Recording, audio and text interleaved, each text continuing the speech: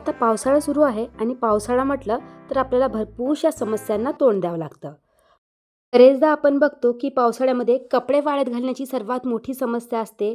या व्यतिरिक्त आपण कुठे जायचं म्हटलं तर भिजण्याची समस्या असते.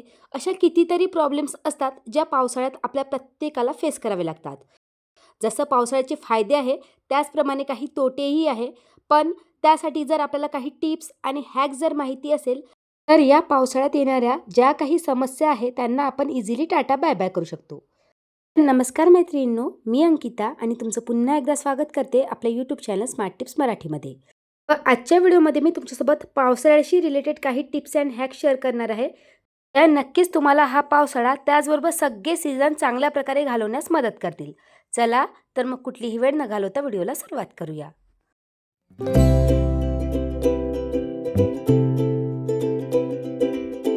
तर व्हिडिओच्या सुरुवातीलाच मी तुमच्यासोबत मस्त अशी रेसिपी शेअर करणार आहे. तर बघा, आता पावसाळा सुरू असल्यामुळे नवरोबांची काहीतरी मस्त असं झणझणीत कुरकुरीत खायचं इच्छा होत होती आणि आता मकईचा सीझन आहे तर विचार केला की मकईचे वडे बनवावे. बरेच जण याची भजी देखील बनवतात. तर ही माझ्या आईची रेसिपी आहे. पहिले तर मकईमधले सगळे दाणे मी सोलून घेतले. त्यानंतर मिक्सरला लावताना त्यामध्ये थोडंसं लसूण, हिरवी मिरची, कोथिंबीर आणि जिरा घातला. मिक्सरला याची बारीक पेस्ट करून घेतली. अगदी बारीक करायचं नाही आहे, थोडंसं ओबडधोबडच ठेवायचं आहे. आणि त्यानंतर त्यामध्ये बेसिकचे मसाले घातले आहे. मिरची पावडर, मीठ, धने पावडर, जिरा पावडर, त्याचबरोबर भरपूर अशी तीळ घालायची आहे. आणि त्यानंतर डायरेक्टली मी याचे वडे तळायला घेतले. यामध्ये कुठलाही मी पदार्थ बाइंडिंगसाठी वगैरे घातलेला नाही आहे. दुसऱ्या दिवशी मी नियासाठी जेव्हा बनवले होते ना, त्यामध्ये मी हलकंसं बेसन घातलं होतं आणि त्याची भजी तळून घेतली होती. पण ही वडी जी बनतात ना, खूप कुरकुरीत बनतात. हिरव्या चटणीसोबत तर अगदी मस्त लागतात. जर तुम्ही या पावसाळ्यात ही रेसिपी ट्राय केली नसेल तर नक्की करून बघा, तुम्हाला नक्कीच आवडेल.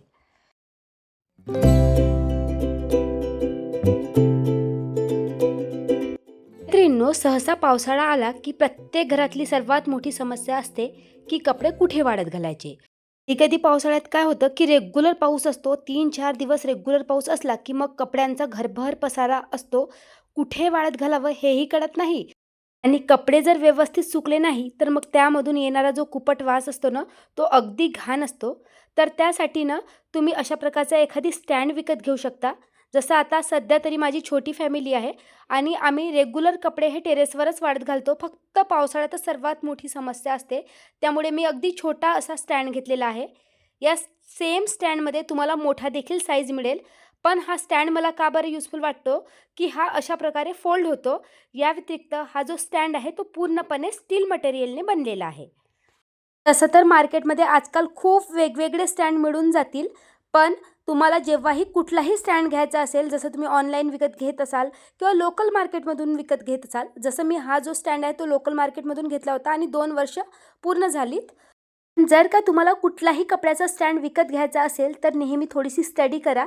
स्टँड विकत घेताना नेहमी तो स्टीलचा घ्यायचा. बरेचदा काय होतं की जेव्हा आपण स्टँड विकत घेतो ना, मी साईडला फोटो लावते, तर त्या स्टँडमध्ये बघू शकता मटेरियल तर स्टीलचं आहे. पण काय होतं की त्याची जी जॉईनिंग असते, जिथे जिथे तो जॉईंट्स असतो ना, तो भाग प्लॅस्टिक मटेरियलने कनेक्ट झालेला असतो. जसं इथे देखील प्लॅस्टिक लावलेलं आहे बघा, पण आतल्या साईडला स्टीलनेच कनेक्ट आहे.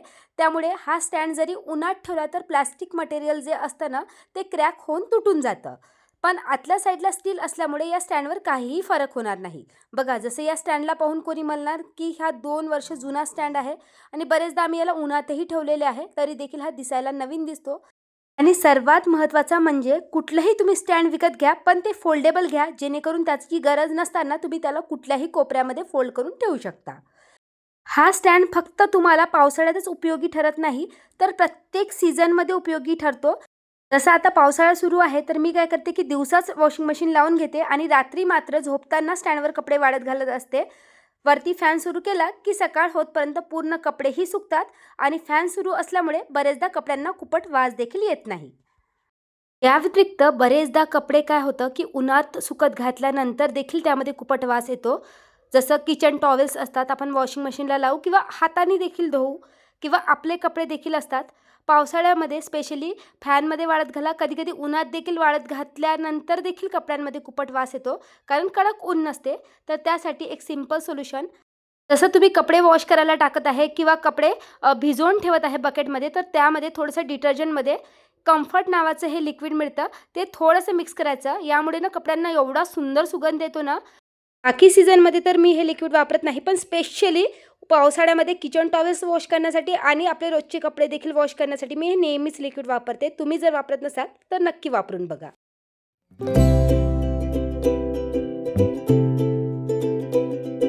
त्यानंतर स्पेशली पावसाळ्यासाठीच मी हे प्रोडक्ट मागवलं होतं.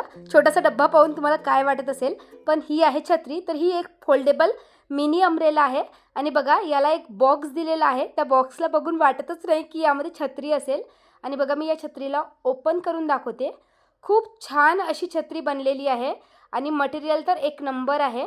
मला वाटलं की कसं काय येणार, रेटिंग वगैरे बघूनच मी कुठलेही प्रोडक्ट ऑर्डर करत असते आणि मला हे प्रोडक्ट खूप आवडलं, स्पेशली नवरोबांना.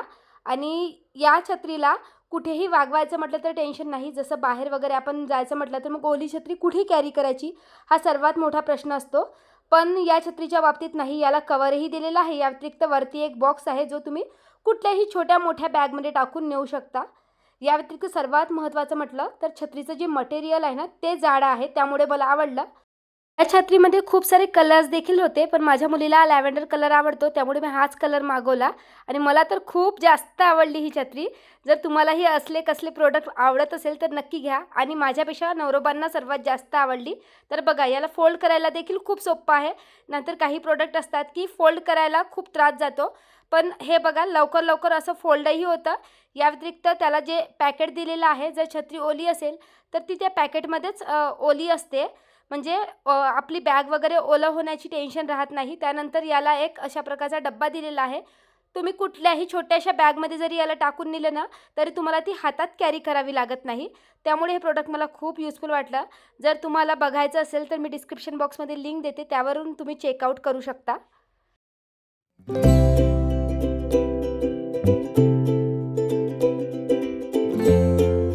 सहसा पावसाळा म्हटलं तर कुठे जायचं म्हटलं तर आपल्याला आपले कपडे भिजण्याची टेन्शन, जर आपण मोठी अम्ब्रेला नेत असेल तर मग तिला ठेवायची टेन्शन.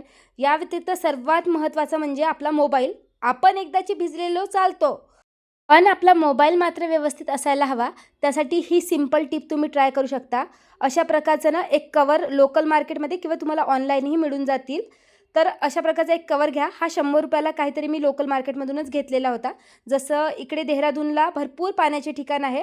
जसं या कवरमध्ये जर तुम्ही मोबाईल टाकला तर मग स्विमिंग पूल असेल किंवा कुठल्याही पाण्याच्या प्लेसला तुम्ही फिरायला गेलात किंवा पावसाळा असेल, जरी तुम्ही तुमचा मोबाईल त्या पाण्यामध्ये यूज केला किंवा पाण्यामध्ये भिजला तरी देखील काही फरक पडत नाही. एवढं यूजफुल आहे. जसं तुम्ही वॉटर पार्कला जात आहात, बरेचदा पाऊस चालू असला की आपल्याला फोन येतो, अशा वेळेस हे जे प्रोडक्ट आहे ते मला खूप युजफुल वाटलं. मी तर लोकल मार्केटमधून 100 रुपयाला घेतलं होतं.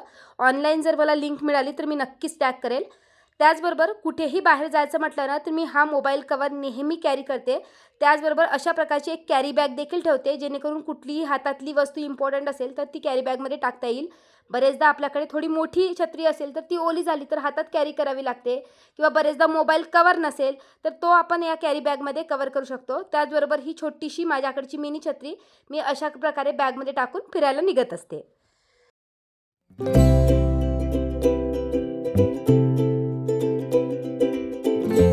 जसा पावसाळा सुरू होतो तुम्ही बघितलं असेल, जेव्हा रेग्युलर पाऊस पडतो ना आपल्या किचनमधले असे भरपूरसे पदार्थ असतात ज्यांना ओलावा येतो. स्पेशली मीठ आहे, साखर आहे, अशा पदार्थांना तुम्ही एअरटाईट कंटेनर यूज करा. तर स्पेशली मिठासाठी मी हे कंटेनर मागवलं होतं. खूप छान वाटलं मला कंटेनर. बघा एअरटाईट लीड असल्यामुळे त्यात हवा जाणार नाही. या व्यतिरिक्त सिरॅमिकचं कंटेनर आहे. जसं बरेच जण म्हणतात की मीठ हे प्लास्टिकच्या कंटेनरमध्ये स्टोअर करायला नको, त्यामुळे माझ्याकडे काचेचं कंटेनर आहे. पण मी बघितलं काचेच्या कंटेनरमध्ये ठेवूनसुद्धा मिठाला हलकंसं पाणी सुटलेलं आहे. त्यामुळे हे सुंदरसं कंटेनर मी मागवलं होतं. पण ज्या ठिकाणी मी हा डब्बा ठेवते त्या ठिकाणी हे मावतच नव्हतं आणि मला त्याचं जे नाव आहे ते समोरच्या साईडला पाहिजे होतं. जसं चहा साखरेचे जे माझे डब्बे आहे ना ते टिनेचे आहे, पण एअरटाईट आहे. तर हे मला सिरॅमिकचं हवं होतं, कारण मीठ आपण प्लास्टिकच्या किंवा टिनीच्या डब्यात यूज करू शकत नाही ना, म्हणून. पण हे प्रोडक्ट सुंदर असूनही मी रिटर्न केलं आहे. जर तुम्हाला मागवायचं असेल तर तुम्ही नक्कीच मागवू शकता. आणि साईडला एक फोटो लावला होता बघा मी दुसऱ्या कंटेनरचा, तर तो कंटेनर मी मागवला आहे. बघू कसं आहे ते नेक्स्ट व्हिडिओमध्ये तुमच्यासोबत नक्कीच शेअर करणार. त्यानंतर माझ्या लक्षात आले की पूजेसाठी जी मी आगपेटी वापरते ना त्याला देखील ओलावा आला होता. ही तर नवीन आगपेटी आहे, जुनी आगपेटी मी फेकून दिली. तर मला असं वाटते की पावसाळ्यामध्ये स्पेशली ही आगपेटी जी असते ना ती अशा प्रकारच्या एका प्लॅस्टिकच्या एअरटाईट कंटेनरमध्ये एअरटाईट डब्यामध्ये स्टोअर करा, जेणेकरून त्याला ओलावा येणार नाही. पहिल्यांदा तर ही चूक केली, मात्र यावेळेस म्हटलं की आता आगपेटी फेकायची नाही आहे, त्यामुळे त्याला डब्यामध्ये टाकलं आणि गेले 2-3 दिवसापासून माझं हे एक पार्सल आलं होतं.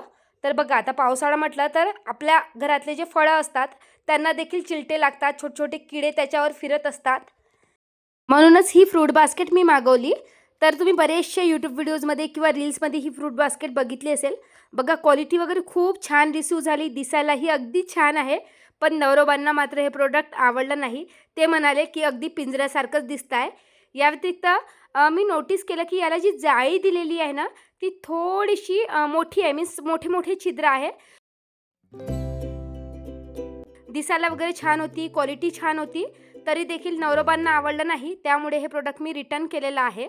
जर तुम्हाला जर आवडत असेल तर तुम्ही नक्कीच बघू शकता. यामध्ये वेगवेगळे साइजेस देखील उपलब्ध होते, वेगवेगळे कलर्स देखील उपलब्ध होते. क्वालिटी वगैरे छान आली. जर तुम्हाला विकत घ्यायची असेल तर तुम्ही नक्कीच अशा प्रकारची फ्रूट बास्केट विकत घेऊ शकता. फक्त यामध्ये एक ड्रॉबॅक आणखी एक वाटला की यामध्ये जास्त मोठ्या प्रमाणात तुम्ही फ्रूट स्टोअर करू शकत नाही.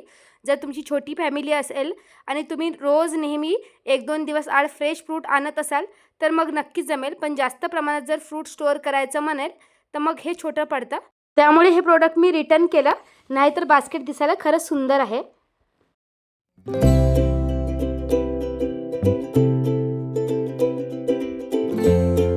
पावसाळ्यामध्ये बरेचदा कपड्यांव्यतिरिक्तही आपल्या घरात असा कुपटचा वास येत असतो. कारण बरेचदा भिंतींना ओलावा आला असतो, बाथरूममध्ये ओलावा आलेला असतो. मग अशा वेळेस आपण अंघोळ झाली की बाथरूम वायपरने क्लीन करायला हवा.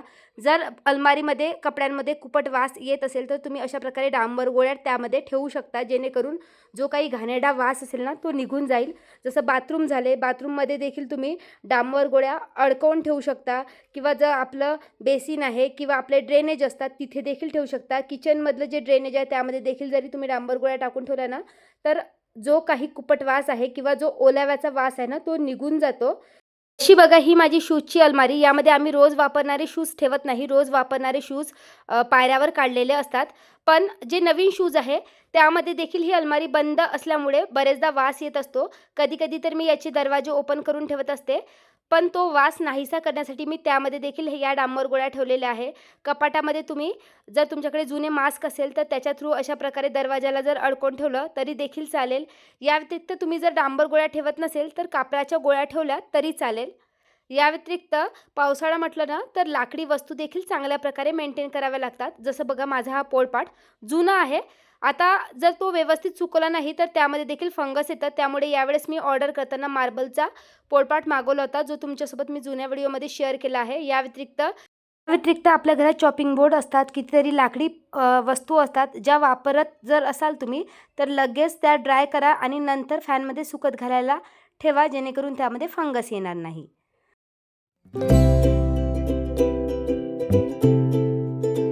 तर मैत्रिणींनो, या होत्या पावसाळ्यात प्रत्येक घरासाठी उपयुक्त अशा काही सोप्या टिप्स अँड स्मार्ट हॅक्स, ज्याचा वापर करून आपण रोजच्या येणाऱ्या समस्यांना बऱ्यापैकी कमी करू शकतो. तर मैत्रिणींनो, यापैकी तुम्ही कोणती टिप आधीपासून पाळता आणि जर तुमच्याकडे अजून काही भन्नाट मान्सून टिप्स किंवा पावसाळ्यात उपयोगी येणाऱ्या टिप्स असेल तर मला कमेंटमध्ये नक्की सांगा. मैत्रिणींनो, व्हिडिओ जर आवडला असेल तर व्हिडिओला लाईक करा. तुम्हाला हा व्हिडिओ कसा वाटला हे मला कमेंट करून नक्की सांगा. या व्यतिरिक्त तुम्ही जर माझ्या चॅनलवर नवीन असतील किंवा तुम्हाला माझे चॅनलवरचे व्हिडिओज पाहायला आवडत असेल तर चॅनल देखील सबस्क्राईब नक्की करा. चला तर भेटूया अशाच एका नवीन व्हिडिओमध्ये. तोपर्यंत बाय बाय.